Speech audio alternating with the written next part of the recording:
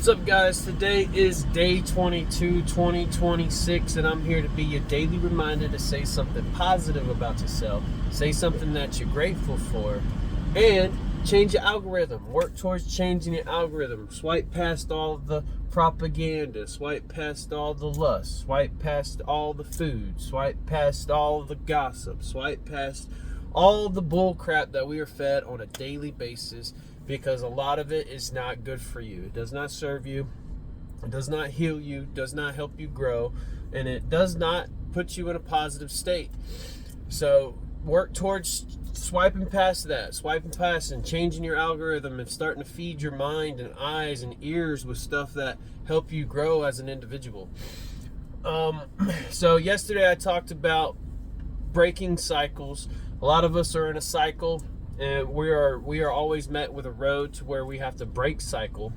Either we take a left and keep the cycle going, or we take a right, break the cycle, hurt people, do things, break up, leave, quit the job, quit eating, put down the fork, start going to the gym. We always make that decision to start a whole new cycle of learning, and a whole new cycle of discipline, and a whole new cycle of just growth. And today I kind of want to piggyback off that, not on the on breaking cycles, because I'm experiencing this. So I'm going to go ahead. I'm going to say, listen to your body. When it comes to breaking cycles, you have to slow down, rest, and listen to your body. Listen to your soul. Listen to yourself. Like, for example, when I say listen to your body, I can't sleep. I could stay up all day, all night for 2 days straight. And I've been taking melatonin for the last 2 days, and this is every time I take melatonin, I feel like crap. I just feel like such a low vibration from taking melatonin. So either I'm presented with a decision. So either I could keep taking melatonin and keep feeling like crap, or I can just say, all right, well, I'm going to just stay up until I pass out. So at the end of the day, we have to sit down and listen. It could be the food you eat. It could be the things that you consume. And you have to look past the dopamine hits that we get. When we're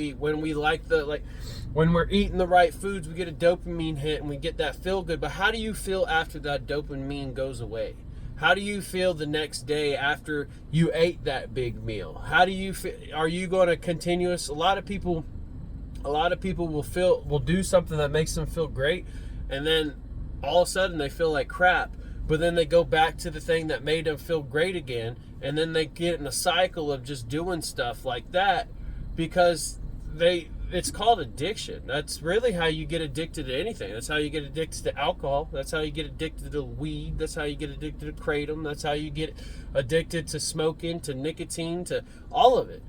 And food, it literally starts because you did it, it made you feel good, and then you get to the position where, man, I would like to feel that way again. I want to feel that energy. I want to feel that lack of anxiety. And then it becomes a habit, because you go from up, then you feel like crap, and then you take that hit again, and then you're up again. But as you do it, you got to take more and more and more and more and more, and it forms an addiction. So in my experience last night, I took melatonin, and normally melatonin gives me like panic attacks, because my body, everything that normal people can do and take and eat, I can't. My body don't like what everybody else's likes and can do what everybody else's do. I'm like completely opposite. Things that give people energy make me fall asleep, and things that make me fall asleep give me energy every single time. It never fails. And there's a lot of other opposites like that I experience. But I'm put with a decision, like, do I form a habit because I want to sleep and I want to force myself to sleep? Do I form a habit of taking melatonin every day? Or do I stop and just suck it up and more or less stay up until I pass out? Because I would rather stay up and feel good than to force myself to fall asleep and then create a dependency on sleeping and still feel like crap all day, because I don't feel like making this video because of that. And I'd be danged if I take melatonin and it makes me feel like crap the next day and I don't want to make a video. So I think there's a lot of lesson in listening to your body. You can listen to your body, listen to the scale. A lot of times when I was losing weight, I would eat the day before, and every morning I'd step on the scale. Every morning I'd step on the scale. If I stepped on the scale and I noticed that I gained weight, I knew what I ate the day before wasn't good for my body, and my body does not digest it like I would like it to have digested. There's ways of, when you're on nicotine was another thing I had to listen to my body on, because when I was on nicotine, I couldn't sleep. My anxiety would get worse. It wasn't getting better. I cling to it because of anxiety, but then I also got in a habit of, I developed more anxiety because it became an addiction. I was like, I went from maybe feeling anxiety once a day to, okay, I'm feeling anxiety all day. And I relate hitting a vape I relate that to like a binky. Anybody who constantly hits their vape and constantly does this, it's putting a binky in your mouth. You're sucking your thumb. That is how I related it to my mouth, that's how I related it. It's the same form of putting a binky, sucking your thumb. It's the same thing. It does the same, it's a self-regulating thing that you don't need, and it only causes more anxiety. It only causes more depression, because since I quit nicotine, I feel less depressed, I feel less anxious, and I just don't need it anymore. It's not something I need. And that's the same thing people do with food. They cling to food because they're feeling anxious, and the next thing they know, every time they feel anxious, they think they're hungry, and then they're fat. And that's the same thing with alcohol. People cling to alcohol because they don't want to feel stuff, and they try to drown their feelings, or they try to numb themselves, and then they get in a habit of, well, they wake up and then they feel things, and what do they want to do? They want to go back to drinking because it numbs them. Same thing with weed. Weed helps people with anxiety. Weed helps people with this, but then we develop these habits of doing it, and then next thing you know, it works against us. And that's the same thing with kratom. Kratom can do the same thing. I did kratom for 3 years. I don't think kratom's it's an opioid, so it's liquid heroin. But at the end of the day, when I went to kratom, I did it for anxiety. But it got to the point to where I couldn't do things on my own. I needed that to do things. I needed that to talk to people. I needed that. Well, I don't need that. You don't need these things. A lot of these things you get addicted to how it felt at first, but in the long run, it makes you feel like crap. In the long run, it makes you wake up in the morning. Well, now you're feeling your back pain. Now you're feeling your anxiety that you suppressed yesterday. Now you're feeling your depression. Now you're feeling this, and then you go back to what made you feel good. And then it takes more and more and more and more and more for you to achieve that until you are at a full addiction.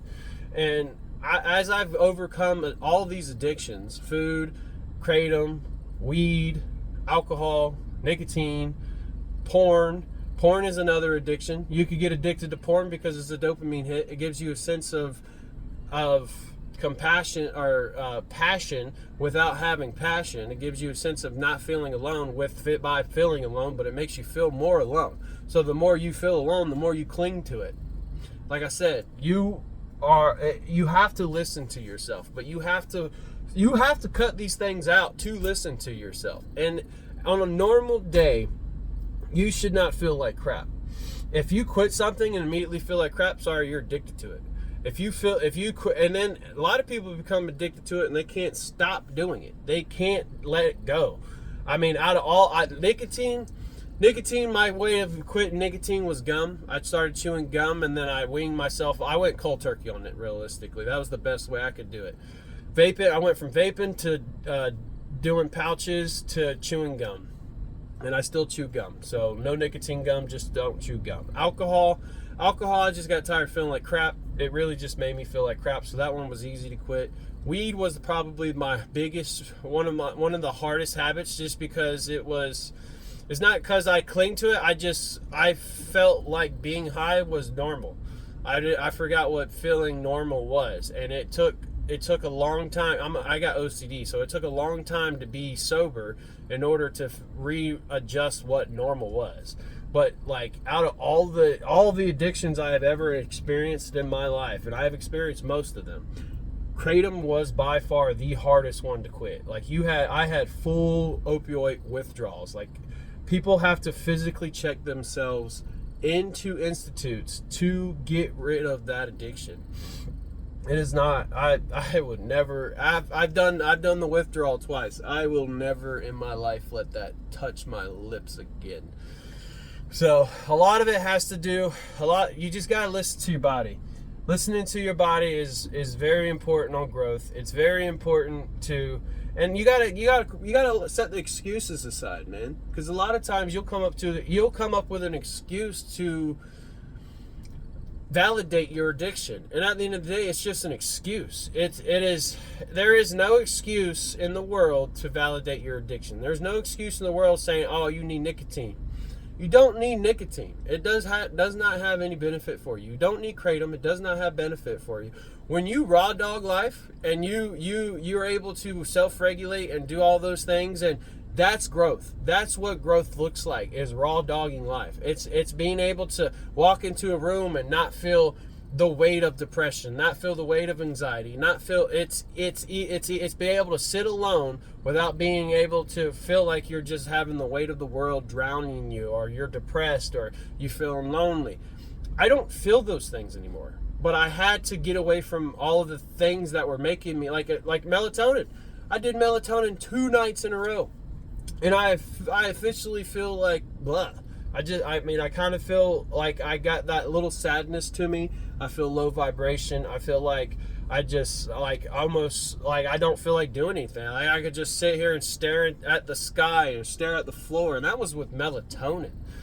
And that was just the side effect of melatonin. That was just with me. That was not the effect of me sleeping. That was the next day. So I could either feel like this and keep taking, or ignore how I feel and just keep taking melatonin and keep taking melatonin, or I could say, hey, I don't normally feel like crap. I normally feel pretty good. So maybe I should cut melatonin out because my body's telling me that is not good for me, and I just need to cut it. So, I mean, I could talk about this because this kind of leads into addiction, and I really want to do a long breakdown of addiction and all the addictions that I've experienced and all the addictions that I've overcome. I've done most drugs in this world. I've been addicted to a lot of things, and I mean, there's just stupid things that you could become addicted to, and it comes from insecurity, it comes from depression, it comes from anxiety, it comes from lack of feeling loved, it comes from being lonely, it comes from just envy. There's so many emotions that are tied to addiction, and if you don't slow down and you're in a consistent reactive state to where you're just falling in that loop of, oh, I feel like crap, I'm gonna go do this again, now I feel good, but then I fall back down, now I feel like crap, but that made me feel good again, so I'm gonna keep doing it until you form a habit, and it's not good for you. And man, even food, like there's some food I eat that, dude, it just sits wrong and it just feels weird. Like, for example, what was it? I'm getting to a point now I can't hardly eat fast food or almost anything. I'm so insecure about where the meat comes from a lot of these places. And I went to Wendy's the other day because somebody said their chicken tenders were good.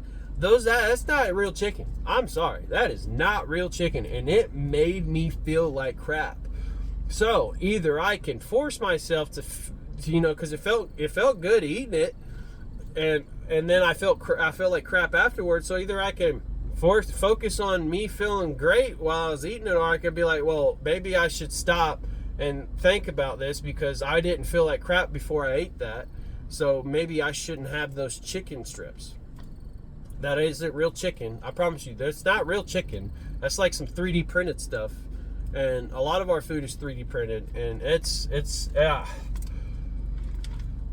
I'm so ready to have my own property and start growing and building my own food system. I do not want to be a part of the food system in America no more. It is it is scary in a sense, and a lot of the food that is healthy makes me feel like crap, and I'm so tired of feeling like crap over just basic stuff I eat that normally would not make me feel this way.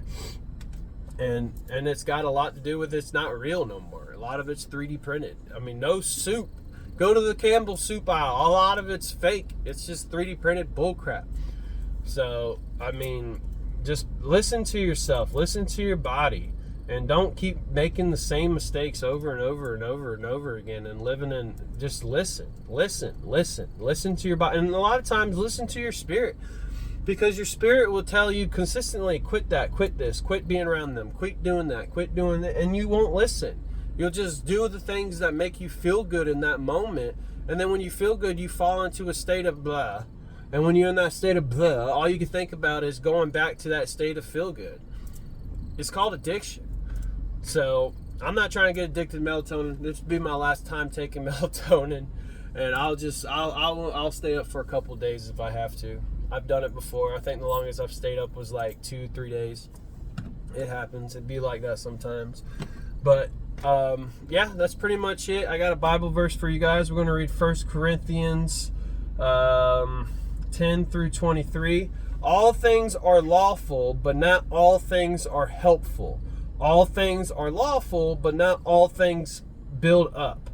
Let no one seek his own good, but the good of his neighbor.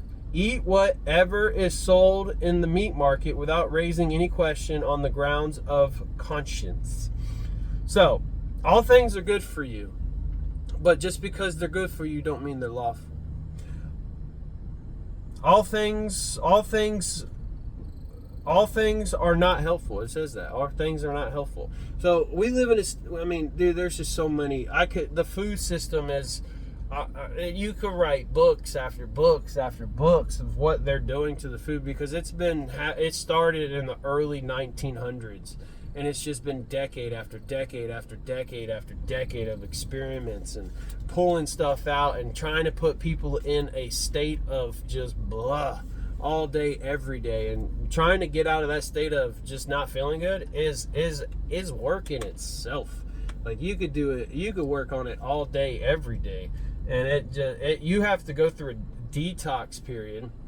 And a lot of times people give up because they misinterpret the detox period for, that's just, you got to make it through the detox. You really do. The hardest part is detoxing, and then realizing what normal feels like, and then becoming adjusted to normal. So I love you guys. I hope y'all have a blessed day, and I will not be taking melatonin again. So yeah, I'll see y'all again tomorrow. And then I'm thinking at the end of the month, I'm going to switch everything over.